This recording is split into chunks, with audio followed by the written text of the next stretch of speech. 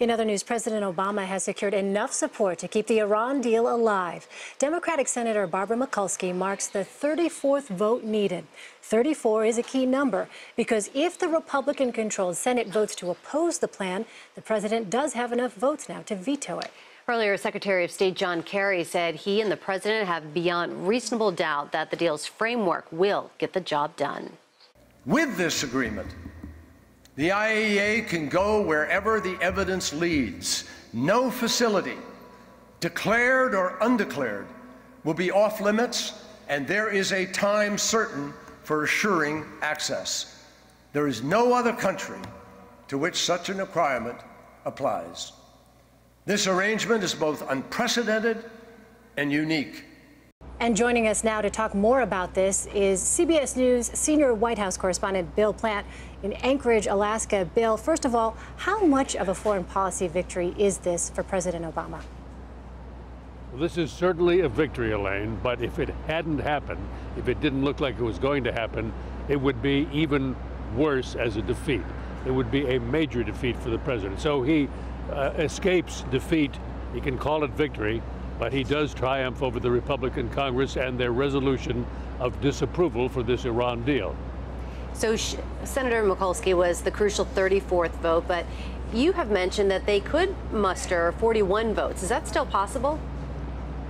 Well, you know, they won't say today what they want to do, but it's clear that they would love to be able to get 41 votes, which would mean that this would not pass the Senate. So the resolution of disapproval wouldn't pass. Then there'd be no need for the president to veto. That would be an even bigger victory. It probably isn't likely, but they can go for it now because they've nothing to lose, although they don't have a whole lot of time because it's just a matter of a week or 10 days. So, but what happened over this 6-week congressional vacation period was that they were able to make the argument that even though this deal is not everything that everybody could have wished, it is, in the argument of the administration, the best possible way to keep Iran from getting a nuclear weapon.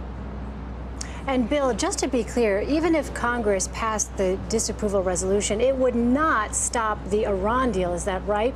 And if so, I guess I'm wondering, what was the Obama administration's concern if this disapproval resolution went through? Would it be about the message it would send to Iran? If the resolution of disapproval were to go through, it would send a message to the rest of the world and Iran that America's foreign policy deals cannot be trusted, cannot be counted on to be carried through.